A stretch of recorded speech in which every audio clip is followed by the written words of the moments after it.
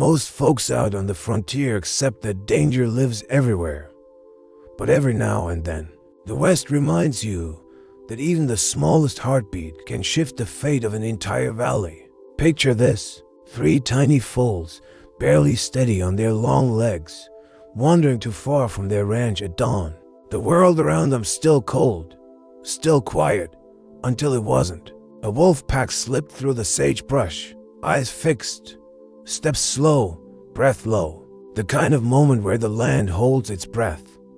And yet, in the middle of that rising terror stood one unlikely hero. A clever Artax Foal with more grit than muscle, more instinct than experience. What could a baby horse possibly do against wolves? More than anyone expected. And what happened next became one of the most whispered tales across the plains, especially among old ranchers who swear they still hear echoes of that morning. If stories like this stir something in you, saddle up with us, hit like, subscribe, and share this tale with someone who loves the Wild West as much as you do. It helps keep these frontier legends alive on WesTtalesas down.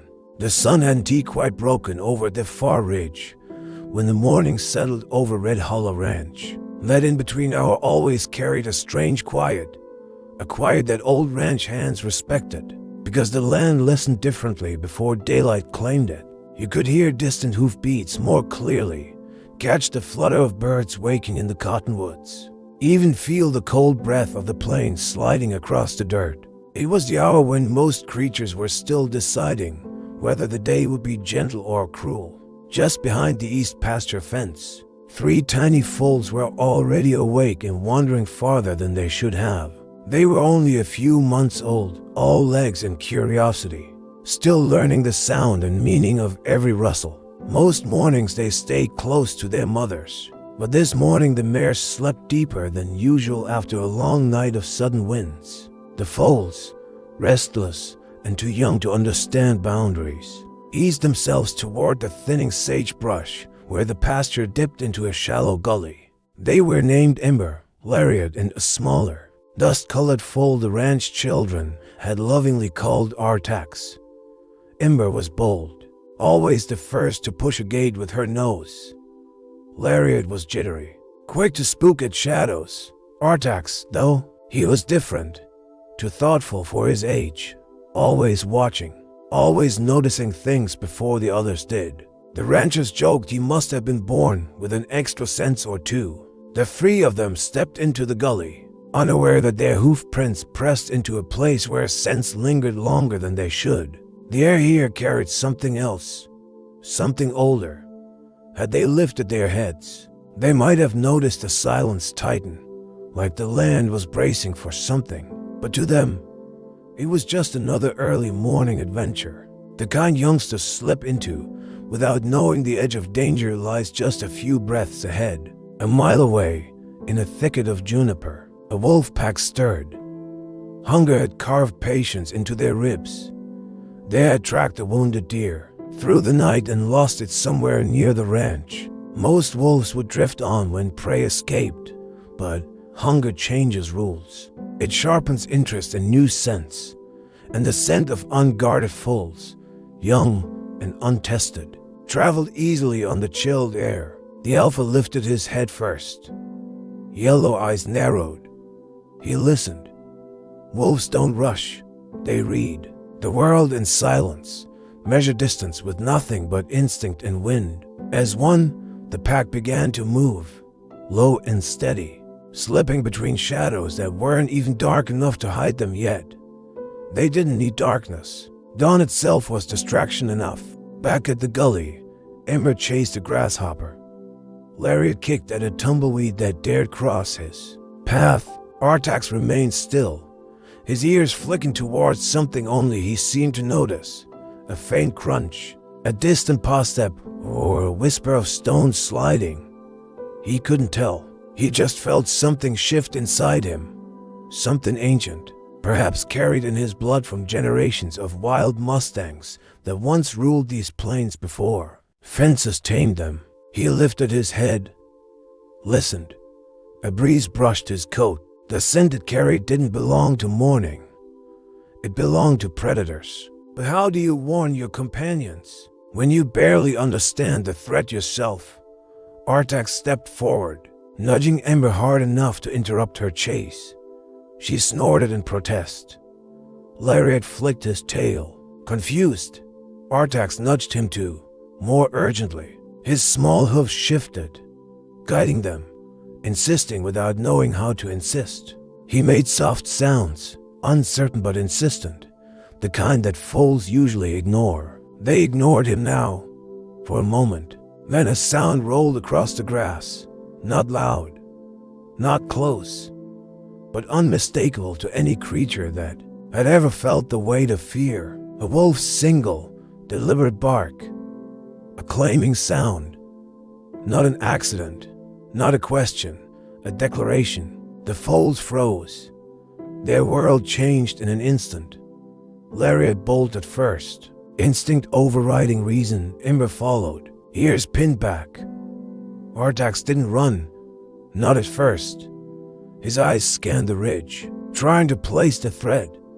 And there they were, 6 wolves, spread out just enough to shape the beginnings of a tightening circle. The alpha stood at the center of their formation. His gaze wasn't hurried. It was calculating. He knew he had time. Prey this young had no strategy, no speed that matched the seasoned grace of wolves. He had every advantage. Artax felt something colder than the morning wind settle into his chest. He wasn't bigger. He wasn't stronger.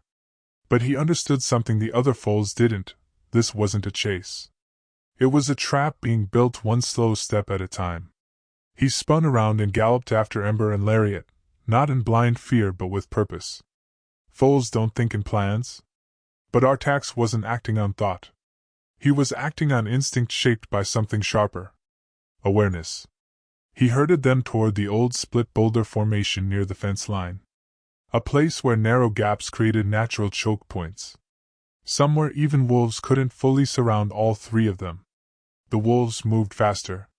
The alpha signaled with a barely perceptible shift of his shoulder, and 2 wolves broke formation, angling left. 2 angled right. The last 2 closed the rear. A tightening noose. The foals stumbled into a run that was more panic than coordination. Their small hooves slipped on loose dirt.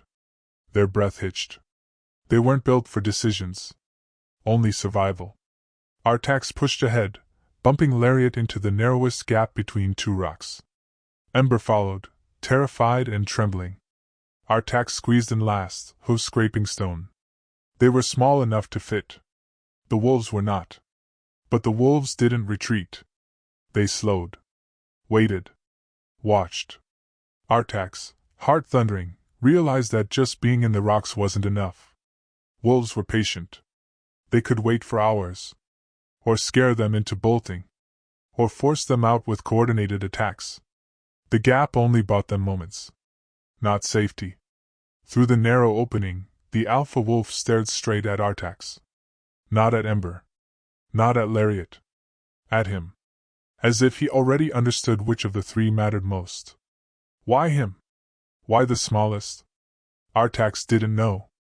But something in that stare ignited a new kind of fear, the kind that twists into courage because you have no other choice. He inhaled. Deep. Sharp. And something clicked in him. He knew what he had to do. Even if it meant stepping back out. Even if it meant facing the wolves alone. This was the moment that would one day become a whispered legend at Red Hollow Ranch. But right now, it was just a tiny foal making an impossible decision in the cold breath of dawn. The rocks around the foals felt too tight, too quiet. Ember trembled, her breath sharp and uneven. Lariat pressed himself deeper into the shadows, trying to disappear into stone. But Artax stood at the mouth of the gap, just far enough forward to see the wolves but not far enough to expose himself fully. His hooves felt unsteady, but something in his chest held firm. A strange mix of terror and resolve, the kind that lives only in creatures who haven't yet learned the limits of their own bravery. The alpha wolf took 2 slow steps closer, deliberate and silent. He didn't rush. He didn't posture. He simply watched. Wolves are experts at reading prey, and he was studying Artax as if the foal's heartbeat told a story he needed to understand. Behind him, the rest of the pack fanned out, forming a cold semicircle around the rocks. Every escape route was sealed. Every shadow claimed. The land itself seemed to shrink. Artax knew running now would mean being caught. The only question was whether the wolves planned to wait them out or force the attack. Foals had one advantage: stamina in short bursts. Wolves had every other advantage: strength, coordination, intelligence, patience. And they had time. Hours of it. A low growl rolled through the pack, not from aggression but conversation. Wolves speak to each other in tones most humans never truly hear. A growl can mean patience, a whimper can mean caution, a bark can mean shift positions. These weren't the wild, chaotic sounds of angry dogs. These were the heavy, practiced signals of predators who had hunted together for years. Artax didn't fully understand the meaning behind the sounds, but he knew the feeling they carried. Precision. Calculation. A plan. Behind him, Lariat whispered the softest, smallest whinny. "We're trapped. Artax, what do we do?" His voice was barely audible, but fear has a way of amplifying silence. Ember pressed against him, trying to draw comfort from touch. Artax didn't answer. Not because he didn't want to. Because he didn't know how to put his instincts into words. Something deeper than thought told him that stillness would get them killed. The wolves wanted panic. Panic made prey predictable. And predictable prey made easy kills. He took one quiet step forward, exposing more of his small frame to the open space. The wolves noticed instantly. Several lifted their heads. Their eyes sharpened. The alpha's ears flicked, registering the movement with unsettling precision. It wasn't a challenge. Artax wasn't foolish enough to challenge wolves. It was something else. Something that made the alpha pause. The wind shifted. A breeze carried the wolves' scent deeper into the rocks. Ember and Lariat shivered. But Artax tasted that scent like a clue. He felt the direction of the wind, the angle, the strength. The breeze flowed from the wolves toward the foals, not the other way around. A detail so small most creatures never think twice about it. But Artax noticed. Which meant the wolves smelled them clearly, but the foal's scent wasn't drifting outward. If the wind shifted, even slightly, it could work in their favor. The wolves relied on scent as much as sight. Confusing that scent, even for a moment, could create an opening. But how? They were trapped in stone. They were small. They were outnumbered 6-3. Artax turned his head slightly, glancing at the rocks behind him. The narrow gap they had squeezed through wasn't the only crack. The formation was old, shaped by decades of storms. There were slits where wind slipped through, small pockets where dust and leaves collected. One pocket near the top held a cluster of old dried sagebrush blown there by winter gusts. Dried sagebrush. Artax had no training in survival. But he had seen something before. Memories gathered in flashes. The ranch hands burning old brush last season. The way smoke drifted. The way smell carried differently when something burned. The way animals flared their nostrils at the scent, startled, confused. Foals didn't start fires. He had no way to do that. But the memory wasn't about fire. It was about distraction. Sagebrush had a strong scent when crushed. Artax took another step back into the crevice. Ember and Lariat pressed aside as he moved past them. He reached the base of the rock and stretched his tiny neck upward. The dried bundle was out of reach. Then he shifted his body, pushed against the rock with his shoulder, and the brittle twigs snapped loose, falling beside him. He crushed the sagebrush under his hooves. A sudden burst of sharp, pungent smell filled the narrow space. The wolves reacted instantly. They lifted their heads, sniffing the air. Confusion flickered through the pack. The alpha stepped backward, turning his head slightly. The scent distorted the foal's natural smell, blending with dust and stone. It didn't hide them completely, but it muddled the wolves' clean, reliable readings of where each foal stood. For wolves, uncertainty mattered. The alpha made a low, decisive sound, calling the pack to adjust. Two wolves shifted left. One circled to the back of the rocks. One crept forward to test the gap. And that was exactly what Artax needed to see. If the wolves approached the gap directly, they would have to crouch, lowering their bodies. That made their heads vulnerable. Not vulnerable to hooves, because foals weren't strong enough to break a skull. Vulnerable to something else. Noise. A sharp, sudden sound inside a narrow rock formation could startle even an experienced predator. Sound bounced differently here. Louder. More disorienting.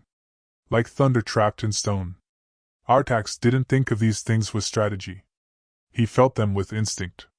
An instinct told him one thing: sound could buy them time. The wolf testing the gap lowered his head slightly, pushing his snout into the narrow entrance to sniff. He expected trembling prey. Cornered fear. Weakness. Instead, Artax reared back, steadying himself with one hind leg pressed against the stone behind him. And then he slammed his front hooves against the rock floor with a force no one would expect from a creature so small. The sound exploded. It echoed violently, bouncing between the rocks, amplifying tenfold. A crack of noise sharp enough to send dust raining from above. The wolf jerked backward, startled. Another wolf flinched and stumbled sideways. Even the alpha stiffened, his ears flattening for a split second. Wolves don't fear noise. But they respect unexpected force. Artax didn't stop. He struck the rock again. And again. Each slam created a booming shockwave that rolled through the gap like a warning the wolves had never encountered from prey this small. Ember stared at him, wide-eyed. Lariat whispered, almost awed, "Artax, what are you doing?" Artax didn't answer. He kept slamming his hooves, pushing the wolves further into hesitation. The alpha regained composure first. He growled, rallying the pack. One wolf circled farther around. Another attempted to jump atop the rocks for a higher advantage. They weren't giving up.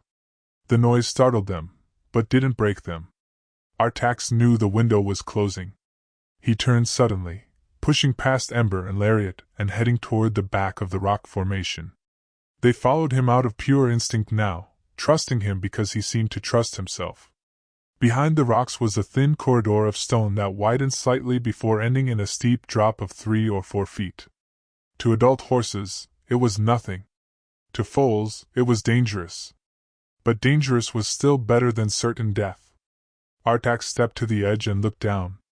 The ground was uneven but soft with old dirt. If they jumped, they might stumble, but they could survive. Behind them, the wolves were climbing. Artax turned to Ember and Lariat. "Jump," he said, or tried to say through a trembling whinny. They hesitated. So he jumped first. He landed awkwardly, nearly rolling, but he scrambled to his feet and looked up at them. Ember jumped second. Lariat screamed once in fear but followed. The moment all 3 foals hit the bottom, Artax turned and ran, leading them through the narrow dry creek bed that curved away from the ranch. Wolves poured over the rocks seconds later. The chase was on. But now Artax had the land on his side. The dry creek bed twisted like an old scar through the land, its walls carved by years of flash floods that came and went without apology. For 3 small foals, it felt like a tunnel carved for escape. But the wolves behind them weren't slowing. Their paws hammered the ground with terrifying rhythm. Not frantic. Coordinated. A hunt tightening step by step. Artax led the way, his hooves striking the dirt in fast, uneven beats. Ember followed close, breath shaky but determined, while Lariat stumbled every few strides, fear pulling him off balance. The chase had shifted from a standoff to a flat-out sprint, and the wolves were closing the distance with chilling precision. Artax kept glancing ahead. The creek bed curved left then dipped. He remembered this place. He'd wandered here once under the watch of an old ranch mare. She had nudged him away quickly, as though she didn't trust the shape of the land. Back then, he hadn't understood. But in this moment, legs pumping, heart punching his ribs, he began to understand why. The land always speaks. You just have to be scared enough to finally hear it. The creek bed narrowed sharply at the next bend. Too sharply. Wolves could leap the raised ledges above. The foals couldn't. If the pack reached the ledges before they cleared the bend, the wolves would cut them off and drop straight into their path. A clean, brutal ambush. Artax skidded to a halt so suddenly Ember nearly crashed into him. "Why are you stopping?" she cried, her voice high and cracking. Lariat's legs trembled beneath him. They're coming, Artax, why stop now?" Artax didn't know how to explain it. He didn't have language for strategy. But everything inside him screamed that turning the wolves' speed against them was the only path forward. He scanned the walls of the creek. Dirt packed hard. Pebbles locked into place. But halfway up the right side, a brittle layer of shale. Thin, flaky stones stacked like pearly set tiles. It looked harmless. Weak even. But weakness can shape the world if pressure hits it right. Artax moved toward it, rising onto his hind legs and kicking once. The shale gave a little. Not much. Just enough. Behind them, a wolf howled, a sharp signal to accelerate the hunt. Ember froze. Lariat whimpered. Artax kicked again. This time the stone cracked, shedding a few brittle fragments. If he could weaken that layer enough, if he could trigger the collapse at the right moment, the wall would cave, sending a cascade of dirt and rock down into the creek bed. A small landslide. Nothing deadly. But enough to choke the path, slow the wolves, or force them to split their formation. A small disruption in a coordinated hunt can mean the difference between life and death. Artax kicked harder. A fissure crawled across the shale like a lightning strike. The wolves were close now, their growls echoing around the bend. Artax felt the ground tremble under their weight. He kicked again, and again, ignoring the sting shooting up his legs. Tiny as he was, he felt the land respond. The fissure deepened. Pebbles rolled. Dust drifted downward like smoke. Ember suddenly understood. "You're trying to make it fall," she whispered, all overtaking fear. "Artax, will it work?" Lariat shook his head frantically. "It'll bury us too." Artax didn't answer. He backed up 3 steps, then lunged forward with every bit of weight he had. The shale cracked. A deep, groaning noise rumbled through the wall. Then the wolves appeared around the bend, 6 gray bodies moving as one, eyes fixed, legs stretching in perfect synchrony. The alpha wolf was in front, teeth bared just enough to show intent. An unstoppable force. Artax made one final, desperate kick. The wall broke. The creek bed erupted with dust and falling stone. A sheet of shale and dirt collapsed between the foals and the wolves with a roar that echoed across the plains. The dust cloud exploded outward, blinding the wolves and choking their momentum. Pebbles clattered off their coats. Some slid back. One stumbled and fell. The alpha halted mid-stride, growling in frustration as the path choked with debris. Artax leapt backward instinctively, pulling Ember and Lariat with him. The dust washed over them, gritty and thick, but they stayed standing. The fallen shale created a jagged barrier, not high enough to stop wolves forever, but high enough to stall them. "Run!" Artax pushed. The 3 foals bolted forward, dust swirling around their hooves. Behind them, the wolves regrouped, shaking off dirt, climbing the broken slope. They were furious now. Desperation flickered through their movements. Hunger can make predators patient, but failure? Failure makes them reckless. Artax didn't check how close the wolves were. He couldn't afford to slow down. The creek bed widened again, the ground flattening into a shallow basin scattered with dry brush. He remembered this place too. He had played here once. The ground here was soft, almost powdery, from years of flash floods depositing silt. Soft ground could help. Or trap. It depended who stepped where. The foals raced through the basin, small bodies bouncing lightly across the soft patches. Their weight wasn't enough to break the surface. The wolves weren't so fortunate. As soon as they entered the basin, the heavier wolves sank into the soft earth by a few inches. Not enough to trap them entirely, but enough to steal their speed, enough to turn their elegant pursuit into a slog. Wolves hate uneven footing. It disrupts their stride, costs them precious momentum. Artax didn't know the science of any of that. He just knew the land felt different here, and that different could be useful. He pushed Ember and Lariat toward the far end of the basin, where scattered boulders created a natural funnel. Beyond that funnel lay the old cattle trail leading back toward the ridge, a path narrow enough that wolves couldn't flank them on both sides. But they still had to reach it. The wolves fought the basin, pushing deeper, snarling in frustration. The alpha barked sharply, signaling the pack to fan out and circle. They were adapting quickly, trying to cut off the foals before the basin ended. Artax felt panic rise in his throat. They weren't moving fast enough. He needed another edge. Another disruption. Another moment of imbalance. Then he saw it, at the far edge of the basin, an old rotted log, thick, heavy, half buried in dirt. Probably washed down from the mountains during last year's storms. Brittle enough to break. Heavy enough to matter. If he could get that log to roll, even a little, it could force the wolves into the deepest part of the basin. Artax veered toward the log. "Where are you going?" Ember cried. "Artax, don't leave us!" Lariat pleaded. He didn't leave them. He moved in a semicircle, positioning himself on the uphill edge of the log. He lowered his head and shoved. His small body strained. His legs quivered. The log groaned but didn't budge. He shoved harder, digging his hooves deep into the soil. Behind him, the wolves surged again, breaking free of the softer patches. Dust sprayed from their paws. They were seconds away from reaching the foals. Artax braced himself. He pushed again. And the log finally rolled, just a few feet, but enough. Enough to collapse the soil beneath it. Enough to send a wave of soft earth down into the wolves' path. Enough to force the alpha to twist mid-stride, losing balance. Enough to send two wolves stumbling into the deepest silt, sinking up to their chests. Chaos. The pack erupted into disorder, trying to free each other, snarling, snapping, stumbling. Their formation shattered. Artax sprinted back to Ember and Lariat. "Go! Now!" he cried.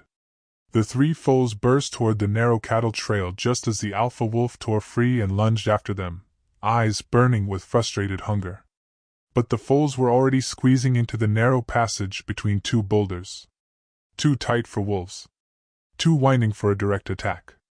Safe for now. They slowed only when the howls behind them faded into the wind.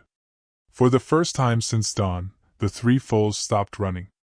Artax stood at the front, chest heaving, legs shaking, but eyes still sharp. Still searching. Still planning. He had saved them twice. But the day wasn't done. The wolves weren't finished.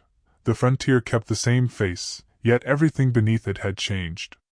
The wind still dragged dust across the basin. The sun still hammered the plains like a blacksmith beating metal. But for Colt Branner, everything that once felt familiar now carried weight. Choices. Promises. Ghosts that followed a man even when his boots left no prints. He rode alone at dawn, the sky pulling itself open with faint streaks of gold. His horse, Sage, breathed clouds of fog through the cold. Colt's ribcage ached from the bruises he'd earned just 10 nights earlier. Everything in him said this trail would end the same way all his trails did, in blood or in regret. Maybe both. But he wasn't turning back. Not now. Ahead of him stretched the town of Coldwater Bluff, resting in a hollow like a sleeping rattlesnake. A few thin trails of gun smoke still curled from chimneys. Colt knew this wasn't peace. It was tension before a storm. Dawson Pike had returned. And with him came a score Colt should have settled years ago. Colt dropped from the saddle, tied Sage to a dead juniper, and checked his revolver. The metal felt colder today, almost indifferent. He whispered to himself the same way ranchers whisper to skittish cattle, steady now. Focus. The kind of calm a man forces when he's ready to face whatever calls itself destiny. By the time Colt stepped onto Main Street, the townsfolk had already slipped indoors, peering from cracked doors and shuttering windows. The saloon sign creaked above him, the same one he'd seen 100 times. It felt different today only because he understood exactly what might end here. He pushed the door open. Inside, the air was warm and thick with tension. The piano was quiet. The bartender froze mid-polish. And in the back, his boot kicked up on a chair, sat Dawson Pike. The man looked older, gaunter, and harder than the last time Colt saw him. A jagged scar split his jawline, earned during the robbery that had turned Pike from a childhood companion into a fugitive. Colt wasn't haunted by the betrayal. He was haunted by the fact that he hadn't stopped him sooner. Today would fix that. "Didn't think you'd ride in alone," Pike drawled, flicking a spent match from his fingers. "Then again, you always were predictable." Colt's voice stayed level. "You came back to finish something. Let's get it over with." Pike stood. He looked heavier with intention rather than muscle. A man wired tight with purpose. "Oh, we'll get there. But first, we talk." The bartender slipped out the back. No witness wanted to see the end of this. Pike stepped closer. "You and I crawled out of the same dust. We broke horses together. We buried your pa together. But when I made one mistake, you chose the badge over blood. You chose violence over sense," Colt answered. "You shot 3 men on that coach." Pike's smile cooled. "They pulled first." Colt shook his head. "They were unarmed, Dawson." For a moment, something flickered in Pike's eyes. Guilt. Or maybe annoyance. Hard to tell. He backed up, tapping his fingers along the holster at his hip. "So you rode in thinking today's the day you take me down? That it?" Colt didn't answer. His silence did the talking. Pike's grin widened. "Thought so." The moment froze. Even the dust seemed to stop midair. But before either man reached for steel, the saloon doors blasted open behind Colt. A young girl sprinted inside, hair wild, eyes full of terror. "Sheriff!" she gasped. "Ma told me to run. Men are setting fire to the stables. They're looking for you." Colt tensed. "How many?" "6, maybe 7. Pike laughed softly. "Looks like my boys got impatient." Colt stepped toward the girl. "Get under the stairs. Don't move." The child obeyed without a sound. Colt turned back to Pike. "You dragged the whole town into this?" "I dragged nothing," Pike answered. "But if a dog wants to bite, sometimes you need to remind it whose land it stands on." Voices shouted outside. The crackle of flames rose with them. Colt walked toward the door, revolver drawn. Pike called after him. "This ends one way, Colt. You can walk out that door and die fighting my men. Or die fighting me. Either way, you're dying." Colt stopped at the threshold, glanced back once, and spoke with a quiet certainty that made Pike's grin drop. "Not today!" He stepped into the street. The inferno at the stables glowed bright against the rising sun. Men with bandanas and repeating rifles moved like silhouettes against the flames. Colt took cover behind a wagon and counted 7. The first shot tore through the wagon wheel inches from his boot. Colt fired back, dropping one outlaw instantly. Then another rushed his left flank. Colt rolled, grabbed the rifle left in the dirt, and counter-fired. 2 more down. Gunpowder stung the back of his throat. Smoke blurred his vision. Heat from the burning stable seared the air around him. He fought through instinct alone, shoot, duck, move, pivot. One outlaw charged with a knife. Colt twisted his wrist, disarmed him, and struck him with the butt of the rifle. The man collapsed. Only one remained. Pike's top gun. A tall brute with shoulders like sandstone pillars stalked toward Colt. The man's accuracy was lethal. Colt barely dodged the first bullet. The second grazed his arm. Colt steadied his heartbeat. He waited. Listened. Calculated movement the way a rancher reads a storm. When the outlaw stepped into the open, Colt fired a single shot. Clean. Efficient. Final. Silence swept over the street. Colt inhaled once, slow. He wasn't finished yet. He turned back toward the saloon. Inside, Pike waited in the center of the room with both hands free. "You killed good men out there. They died for the wrong cause," Colt replied. "And what cause is yours?" Pike asked. "Justice? Closure." The tension tightened until breath itself felt dangerous. Pike moved first. Not with a gun. With a lunge. Colt drew faster. A single thunderous shot cracked through the saloon. Pike staggered, clutching his chest, but the fire in his eyes didn't dim immediately. He stepped forward as if refusing to accept the end. As if anger alone could keep a man alive. He fell. Colt approached him slowly. Pike's voice rasped. You finally did it. You gave me no choice. Pike blinked up at the ceiling, breath fading. Guess not. His last exhale left his body like a surrender. Colt holstered his weapon. The little girl crept from beneath the stairs. Is it over? Colt nodded once. It's over. Outside, the fire at the stables had weakened. Townsfolk began emerging cautiously, their faces tired but relieved. Colt walked toward Sage, who stood trembling but alive. He placed a steadying hand on the mare's neck. Coldwater Bluff had survived the storm. Colt had survived the ghosts. As he mounted to ride out, the sheriff's badge in his pocket felt heavier than iron, heavier than guilt. He could no longer remain a lawman here. Too many memories. Too much blood on the earth. But there was still land beyond the horizon. Still trails to ride. Still a life he could rebuild. And Colt Branner knew one thing with absolute clarity. A man wasn't defined by the trail behind him. Only the one he chose next.